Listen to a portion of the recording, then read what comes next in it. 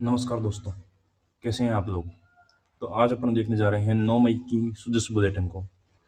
सबसे पहले अपन देख रहे हैं कि मुख्यमंत्री बजरंग जी पहुंचे अपने कोलकाता में। पश्चिम बंगाल में बीजेपी की सरकार बन चुकी है और शुभेंदु अधिकारी जो है अपने, उनको वहाँ का मुख्यमंत्री नियुक्त किया गया है, ये अपने को पता ही है। इसके अलावा अपन आगे देखते हैं। एक तो रिको ने पिछले वित्तीय वर्ष में हर दिन 6 भूखंड आवंटित किए गत 10 वर्षों में, जो सर्वाधिक है। तो ये अपने को सारी बातें याद रहनी चाहिए।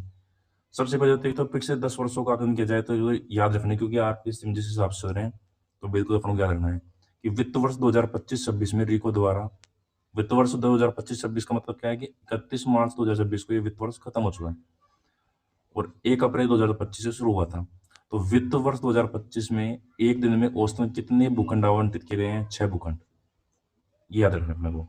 एक तो औसतन 6 भूखंड आवंटित किए गए हैं, ठीक है। दूसरी बात है कि टोटल कितने भूखंड किए गए? 2072, जो पिछले वर्ष के मुकाबले कितने थे? 135% अधिक है पिछले वर्ष के मुकाबले। इस अवधि में 21 नए औद्योगिक क्षेत्र खोले गए। जो रिको द्वारा नए औद्योगिक क्षेत्र खोले जाते हैं वो कितने खोले गए? 21। यानी कि हर 17 दिन के अंदर एक औद्योगिक क्षेत्र खोला गया। दोनों बात पिछले 10 वर्षों में ये भी दिखे, ये भी पिछले 10 वर्षों का अधिकतम है। तो अपन 10 वर्षों की तो बात छोड़ दी, ये तो कम से कम याद रहना चाहिए। 10 वर्षों का भी याद रखो, अगर अभी 1-2 महीने में ही पेपर है तो ये भी याद रहना चाहिए।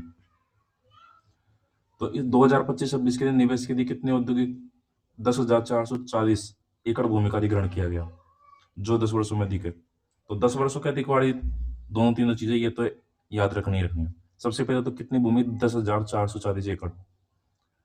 एक दिन के अंदर कितने भूखंड? 6 भूखंड। टोटल कितने? 2072। और औद्योगिक क्षेत्र कितने? 21 और 17 दिन के अंदर एक, 17 दिन के अंदर एक औद्योगिक क्षेत्र। ये अपना को याद रखना है। ये एक बार उन्हें भी रखें तो कोई दिक्कत नहीं है, क्योंकि ये तो जनरल में कोई अलग से बात की नहीं गई स्पेशल कि 10 वर्षों में दिखे, इसको छोड़ दे, लेकिन ये तो अपने को याद रखना ही रखना है। और इस तरीके की आपको जानकारी अपन डेली का न्यूज़पेपर कवर कर रहे हैं। तो जो भी नया मित्र जुड़ रहा हो अपने चैनल के साथ में, तो लाइक और सब्सक्राइब करना जरूर जारी रखें। ठीक है, तो इस तरीके से देखो, ये इसमें कोई काम की बात है नहीं। इसमें तो मुख्यमंत्री पहुंच गए तो इसमें तो कोई काम की बात है नहीं। इसके अलावा फूड पार्क, सीड एवं फूड प्रोसेसिंग के लिए 200 करोड़ रुपए से अधिक के निवेश समझौते। सबसे पहले तो मुख्यमंत्री ने ग्राम 2026 की मैंने बात की है कि कब से कब तक है? 23 से लेके 25 मई को है। कहाँ पर आयोजन होगा? जयपुर के अंदर आयोजन होगा। इसका ग्राम का फुल फॉर्म क्या है?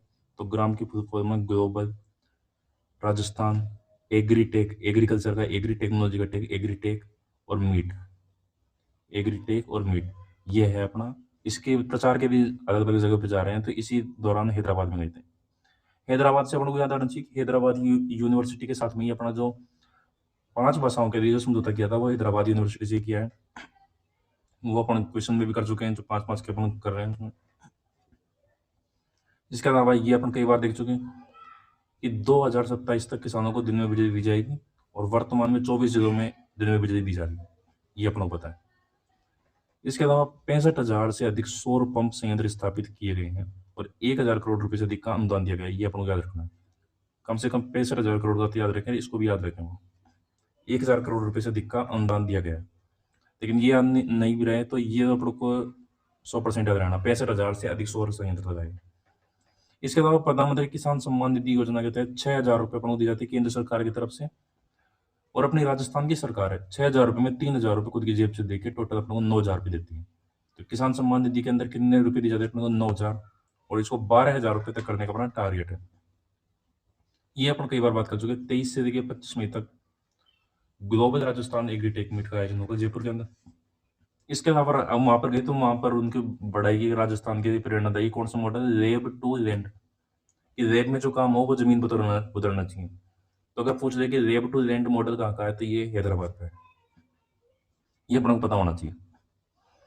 आगे अपन बात करें सौर ऊर्जा उत्पादन में, तो सौर ऊर्जा उत्पादन में राजस्थान नहीं होगा तो भाई होगा कौन? इतनी गर्मी अपन मर रहे हैं, गर्मी में परेशान हो रहे हैं इतना, तो कहीं जाके तो इस गर्मी का यूज होना चाहिए। तो सरकार ने कहा कि भाई यूज अपना पूरा पूरा होगा, कोई टेंशन लेने की बात नहीं है। सौर ऊर्जा में अपन फर्स्ट नंबर पर है, अक्षय ऊर्जा में अपन फर्स्ट नंबर पर है। पवन में भी जो अपनी क्षमता है वो अपने फर्स्ट नंबर पर है, कोई आसपास ही नहीं है। पवन में अपनी क्षमता वैसे 284 गीगावाट की, कि राजस्थान में 284 गीगावाट एनर्जी पैदा की जा सकती है 150 मीटर ऊंचाई पर। पवन ऊर्जा की बात कर रही है। और सौर ऊर्जा में अपनी इसकी जस्ट आधी 2 का भाग दे दो, 142 गीगावाट की अपनी ये क्षमता है। ठीक है, तो गर्मी में रह रहे तो सौर ऊर्जा के अंदर अपन फर्स्ट ही हैं, तो सौर ऊर्जा उत्पादन में राजस्थान सिरमौर है। ये तो एक बेसिक बात है। ठीक है, इसमें विगत 2 वित्तीय वर्षों में 12,000 करोड़ यूनिट। तो अब अपने को ये याद रखना इंपॉर्टेंट हो गया, क्योंकि सुजस में आ गया और हेडिंग में हो रहा है, तो इसको अपन हाईलाइट करेंगे। विगत 2 वर्षों में कितने यूनिट की गई है? 12,000 करोड़ यूनिट से अधिक का उत्पादन किया गया है। ठीक है, आगे बात करें तो यहाँ पर अपने को बताया एकीकृत स्वच्छ ऊर्जा नीति चली रही है। एकीकृत स्वच्छ ऊर्जा नीति है, उसके अंदर अपने पास 125 गीगावाट का टारगेट दिया गया है, जहां पर 90 गीगावाट तो सोलर से है, 25 गीगावाट अपने पास है पवन प्लस हाइब्रिड। पवन प्लस हाइब्रिड क्या होता है? भाई नीचे तो लगा दी मैंने सौर ऊर्जा की प्लेटें, यहाँ पर बीच में जगह बचा, यहाँ पर खंबा लगा के, और ये 3 पंखे बाड़ी अपने यहाँ पे विंड एनर्जी भी लगा देते हैं इस तरीके से। तो ये होती है अपने हाइब्रिड।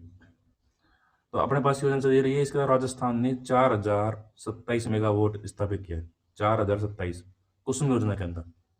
कुसुम योजना की बात करें तो कुसुम योजना के कंपोनेंट ए के अंदर तो अपन फर्स्ट रैंक पर है, और सी के अंदर अपन कभी अभी वर्तमान में सेकंड रैंक पर है। चेंज होता रहता है, कभी थर्ड कभी सेकंड। अभी अप्रैल की जो सूचना आई है अपने पास अभी लेटेस्ट, उसके अंदर अपना ये बताया गया है कि भाई साहब इसके अंदर अपन सेकंड रैंक पर है सी के अंदर, लेकिन ए के अंदर अपन फर्स्ट रैंक पर है। ये परमानेंट है, क्योंकि ए भी फर्स्ट नंबर पर आता है अंग्रेजी वर्णमाला में।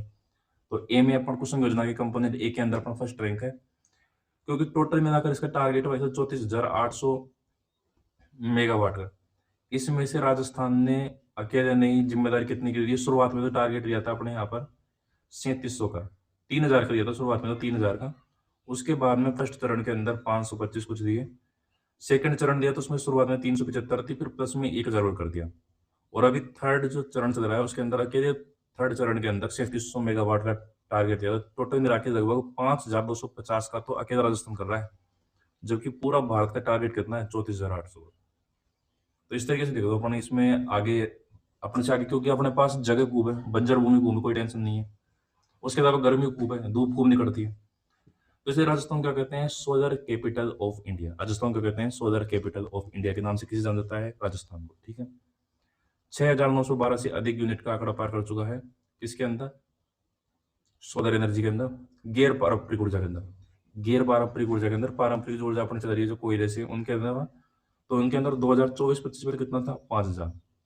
25 में तो कितना था? देखो ऐसे याद रखो दोस्तों, 24-25 के अंदर जो राष्ट्र में हो रहा है, 25 के अंदर तो 5,000 और 26 के अंदर 6,000, लगभग की बात कर रहा हूँ। 5,731 और 6,912, इस तरीके से मतलब याद रखते हैं शुरुआत को मोटा मोटा। राजस्थान का सौर ऊर्जा उत्पादन की बात करें तो 4,910 है 2024-25 के अंदर। 24-25 के अंदर कितना? 4,910, और 25-26 के अंदर कितना है? 5,992। इस बार हम शुरुआत करेंगे 24 का 4,000 और 25 का 5,000। ये जरूर याद रख लेंगे तुलनात्मक रूप से, इसको जरूर ये इसमें दे दिया है तो इंपॉर्टेंट हो गया। बाकी अपन थोड़ा बहुत इकोनॉमिक सर्वे में पढ़ते हैं, लेकिन वो जस्ट पिछले वर्ष का पढ़ते हैं इकोनॉमिक सर्वे की वजह से, तो इसको और अपन देख लेंगे। OBMS, इसके अपन कई बार बात कर चुके हैं। ऑनलाइन बुकिंग मैनेजमेंट सिस्टम किसने शुरू किया था? ये शुरू किया पर्यटन विभाग ने, लेकिन चला कौन रहा है इस वेबसाइट को? सूचना मंत्रालय चला रहा है, सूचना एवं प्रसारण मंत्रालय। उस टाइम पे बात की थी, अवार्ड मिला है, स्कोच अवार्ड में सिल्वर अवार्ड मिला है। ये अपन पहले भी बात की थी जब अपन ने OBMS पढ़ा था।